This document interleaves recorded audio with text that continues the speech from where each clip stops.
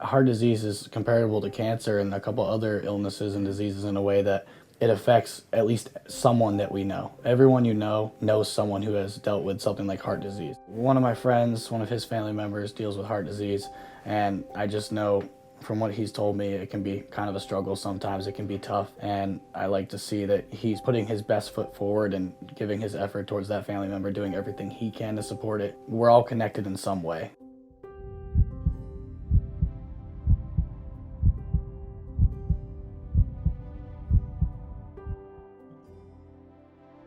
Everybody has a health issue at some level in their family somewhere if they go look for it. Regrettably, heart disease is a kind of an American phenomenon globally. A lot of people associate heart disease with men, but women actually have a very high incidence of heart disease.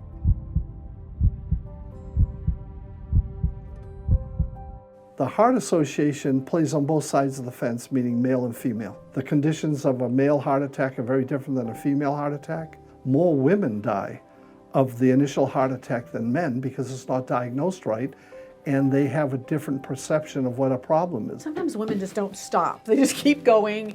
They're running families, kids here and there, and sometimes they don't stop and just go, hey, I've got some symptoms and maybe I need to check it out. My aunt, who is maybe 65, played tennis, jogged, worked out.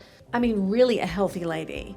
And just all of a sudden, triple bypass. No lead up to that she was aware of. And I think that's part of it. It's not always someone that looks like they're gonna have a heart attack or looks unhealthy. She looked very healthy and she was very active. She had the triple bypass and she's recovering well and healing quickly because she was, overall a healthy person, but it still took a toll on her.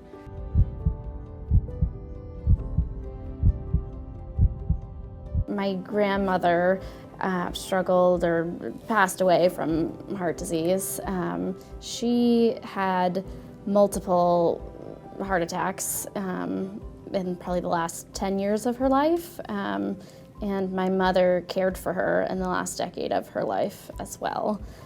So it had a big impact on me. She has been gone for about 7 years now. I think what I admire most about my grandmother is her commitment to family. Even when it wasn't always perfect, she was always there and holding things together. It was like a safe space. She is definitely like the matriarch of the family. I mean, she kept it all together. My grandmother was always a little more independent. It was difficult to have a mom who was caring full-time for a grandparent. The most tragic part is that care work is super important, but it's not rewarded financially. Like my mother now has no retirement savings because she took a huge portion of her adult life to both care for myself and then my grandparents. I mean, years ago, open heart surgery and bypass surgery was the most performed operation in the country. Once you get heart disease, it doesn't go away. You got it. You just got to manage it right. I'm blessed to be here, so every day's a win for me. My experience was I never had any symptoms. I was always physically active, but the DNA was my father and mother had some heart issues. I inherited it. I worked too much. I didn't take physically as good care of myself as I should. At 55, I got whacked with a heart attack that I wasn't sure what it was. I got to the hospital. They did 5 different EKGs. They weren't comfortable letting me go. And they called in a cardiologist. The doctor that did the EKGs saved my life because he wouldn't let me go and didn't want me to go home, and then they called in the cardiologist, and he didn't look at that EKG for 3 seconds. He knew, and they put me in an ambulance immediately, took me to a hospital. They did an angiogram on me where they go in through your femoral artery and look in your heart. They shut that down. They put me in a coma for 3 days. And then when I got strong enough, they did bypass surgery, which saved me. When I had the heart attack, which I didn't know I was having, there was no pain, but it was like what I would envision maybe kind of like drowning. I knew something was terribly wrong, but I didn't know what it was. I'm blessed I came through it, and modern medicine and cardiologists, and we're blessed to have it.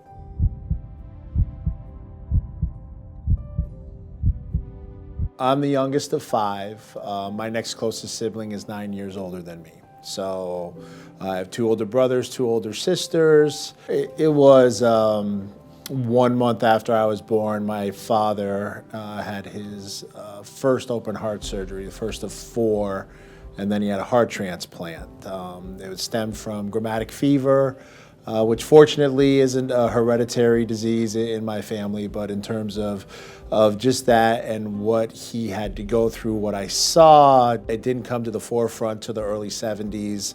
Had his first open heart transplant in 1972. This was, more of a bad hand that was dealt to him, and he just dealt with it the best that he could. Obviously there was always the make sure you're taking care of yourself. I personally have been touched by heart disease because my father had a heart attack when he was 52. I remember it pretty vividly. He was away on a business trip. He was supposed to return that day and he didn't come home, and I had called my mother to find out if she had any communication with him, as I could not get a hold of him. Then found out that he was in a shuttle van on his way to another dealership and he didn't feel right. And so he went back to his hotel room that night and took a couple aspirin and went to bed. He woke up in the middle of the night with chest pains and called the front desk, and they brought an ambulance in, and they had to bring him to the hospital in an ambulance, and he had to have bypass surgery on 2 of his valves in his heart at 52 years old. We were 600 miles away when this happened. You don't ever know when all the chips are finally going to fall based on what you did 10 and 20 years ago, and to have to face that alone, wouldn't want that for him, and glad it turned out the way it did. There's way too much at risk for all of us in our lives to not do the things we can do that are within our control, because once it's out of your control, you just got to hang on and hope for the best. And I would rather be proactive than hope.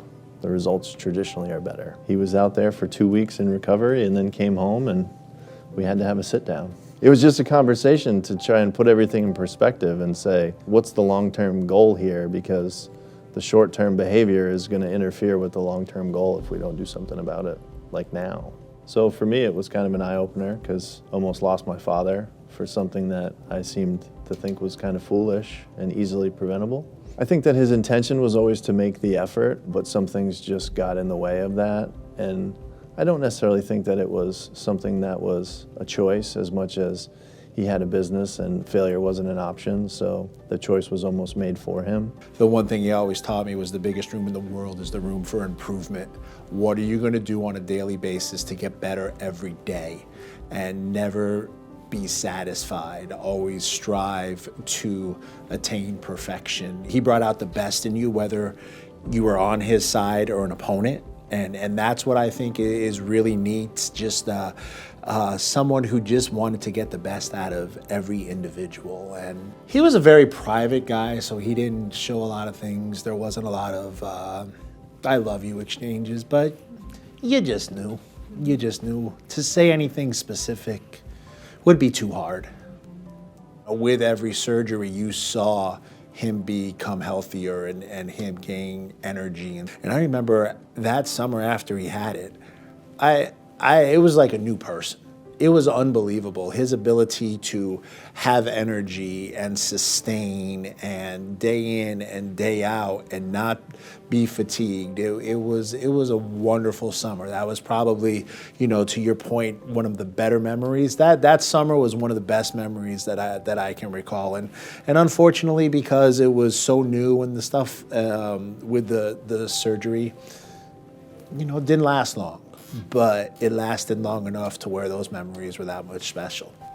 It was just nonstop go, go, go. We used to coach together, play together, run camps together, and we just kept going and going and going. And when camp was over and we'd go home, it wasn't, I got to stop. We'd go back outside. We would play cards. We would just find something to do. It just never ended. And you could see the strength building, kind of day after day, and him doing a little more, and then he gets the, kind of clean bill of health. And, we had that summer after that was tremendous. And, then like everything, some things take, some things for a long time, some things take for a short time, and, slowly the digression began.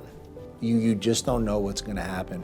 And if you have the opportunity to spend that quality time to create those and captivate those memories for yourself, your families, your loved ones, you know, that's something to think long and hard about. Is it easy? No. Is it stressful? Yes. But to be able to put yourself in a position to potentially do that is something you have to consider, because I'm glad my dad did it the way he did it, because if he didn't, a lot of the great memories that I have wouldn't be there. Thank goodness for modern medicine, technology, cardiologists, echocardiograms, angioplasty, open heart surgery. All this just saves. You don't take anything for granted. You don't. And you try to modify how you eat and how you behave. Sometimes you do better than others. Sometimes I'll have French fries and I shouldn't. That kind of stuff. And the real key is to exercise 15, 25 minutes, 4 or 5 times a week to get your heart rate up. The doctor told me it took 40 years to develop the arteriosclerosis that I have in my system. It took 40 years for that to develop. This creeps up on you. And of course, the older you get, you don't get stronger. And so that's something you really want to pay attention to, because it's not a joke. Generally, quick is not healthy, and it's not as difficult as I think a lot of people think it is. We understand that it's not only harder to get healthy when you're unhealthy, but the cost becomes a lot greater if you don't, and the window doesn't stay open forever. You got to make sure that you're doing the best you can so you can maximize the time you have here. I wish there was like an easy way to deal with it. Heart disease is preventable because you can change your diet and exercise, do all the things that are really hard to do on a day-to-day basis when we're all trying to live these extremely sped up, fast-forwarded lives. Most of us have the information. We need the resources to make it easier for us and the social constructs to make it a part of our daily living. Making places walkable or rideable if you're on a bike or skates or things like that. I do wish, speaking from an organization standpoint, that there was more emphasis put on how important it is that we get away from our desks at least a couple times a day and take a walk around the block and have that not only physical movement but like mental clarity to bring that back to our workspaces. And I think a lot of times in the stress or day-to-day grind, it's like, oh, I just don't have time. Take care of your heart. It's, to me, the most important organ in your body. You got to take real good care of it. Go out and exercise, eat right, just do whatever you can. It's important. Love yourself.